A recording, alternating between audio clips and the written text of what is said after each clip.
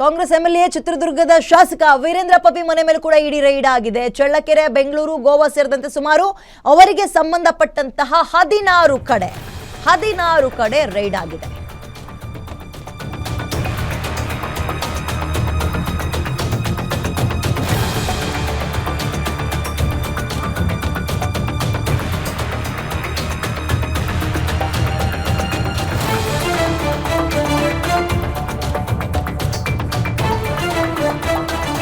ಚಿತ್ರದುರ್ಗ ಶಾಸಕ ವೀರೇಂದ್ರ ಪಪ್ಪಿ ಮನೆ ಮೇಲೂ ಕೂಡ ಇಡಿ ರೈಡ್ ಆಗಿದ್ದು, ಚಳ್ಳಕೆರೆ, ಬೆಂಗಳೂರು, ಗೋವಾ ಸೇರಿದಂತೆ 16 ಕಡೆ ರೈಡ್ ಮಾಡಿದ್ದಾರೆ. ಬೆಳಗ್ಗೆ 5:15ಕ್ಕೆ ಇಲ್ಲಿ ಇಡಿ ಅಧಿಕಾರಿಗಳು ಅವರ ನಿವಾಸಕ್ಕೆ, ಎಲ್ಲಿ ಚಳ್ಳಕೆರೆ ಇದೆಯಲ್ಲ, ಚಿತ್ರದುರ್ಗದ ಚಳ್ಳಕೆರೆ, ಅಲ್ಲಿಗೆ ಲಗ್ಗೆ ಇಡ್ತಾರೆ.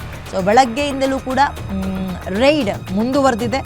ಶಾಸಕ ವೀರೇಂದ್ರ ಪಪ್ಪಿಗೆ ಸೇರಿದಂತಹ ಅಪಾರ್ಟ್ಮೆಂಟ್ ಮತ್ತು ಅವರ ಮಾಲೀಕತ್ವದ ಕಂಪನಿಗಳ ಮೂಲ ಮತ್ತು ಅವ್ರ ಮೇಲೆ ಮನಿ ಲಾಂಡ್ರಿಂಗ್ ಅಂದರೆ ಹವಾಲಾ ಆರೋಪ ಎಲ್ಲ ಕೇಳಿಬಂದಿತ್ತು.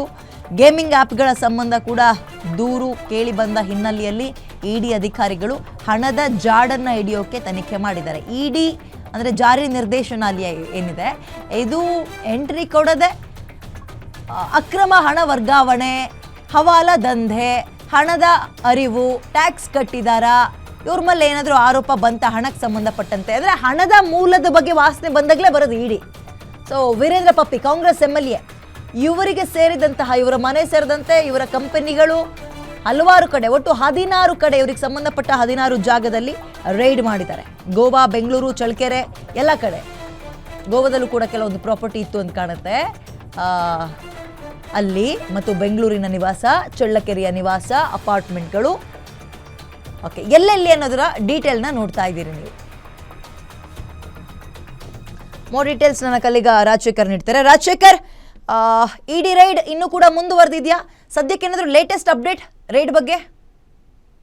ಎಸ್ ವಿದ್ಯಾ, ಏನು ಚಿತ್ರದುರ್ಗದ ಕಾಂಗ್ರೆಸ್ ಶಾಸಕರಾದಂತಹ ಕೆಸಿ ವೀರೇಂದ್ರ ಪಪ್ಪಿ ಅವರ ಮನೆಯ ಮೇಲೆ ಈಗಾಗಲೇ ಬೆಳಗಿನ ಜಾವ ದಾಳಿಯನ್ನ ನಡೆಸಿರ್ತಕ್ಕಂಥದ್ದು. 18 ಇನೋವಾ ಕಾರುಗಳಲ್ಲಿ ಆಗಮಿಸಿದಂತಹ ಈಗಾಗಲೇ ಇಡಿ ಅಧಿಕಾರಿಗಳು ಏನು ಕೆಸಿ ವೀರೇಂದ್ರ ಪಪ್ಪಿ ಸೇರಿದಂತೆ ಸಹೋದರರ ಮನೆಯ ಒಂದು ದಾಖಲಾತಿ ಪರಿಶೀಲನೆಗಳನ್ನ ಮಾಡ್ತಾ ಇದ್ದಾರೆ. ಬೆಳಗಿನ ಜಾವ 5:15ಯಿಂದಲೂ ಕೂಡ ಈ ಒಂದು ದಾಳಿಯನ್ನ ನಡೆಸಲಾಗಿದೆ.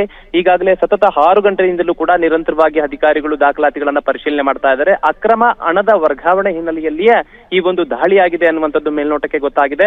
ಅದರಲ್ಲೂ ಕೂಡ ಜಾರಿ ನಿರ್ದೇಶನಾಲಯದ ಅಧಿಕಾರಿಗಳು ಬೆಂಗಳೂರಿನಿಂದ ನೇರವಾಗಿ ಚಿತ್ರದುರ್ಗಕ್ಕೆ ಆಗಮಿಸಿ ಬೆಳಗಿನ ಜಾವ 5:17ರ ಸುಮಾರಿಗೆ ಈ ಒಂದು ದಾಳಿಯನ್ನ ನಡೆಸಿರ್ತಕ್ಕಂಥದ್ದು. ಈಗಾಗಲೇ ಕೆಸಿ ವೀರೇಂದ್ರ ಪಪ್ಪಿ ಅವರು ಸಿಕ್ಕಿಂಗೆ ಹೋಗಿದ್ದಾರೆ ಅನ್ನುವಂತಹ ಮಾಹಿತಿಗಳಿದೆ. ಮನೆಯಲ್ಲಿ ಅವರ ತಾಯಿಯಷ್ಟೇ ರತ್ನ ಅಮ್ಮ ಅವರು ಮಾತ್ರ ಇದ್ದಾರೆ ಅನ್ನುವಂತ ಮಾಹಿತಿಗಳು ಇದೆ.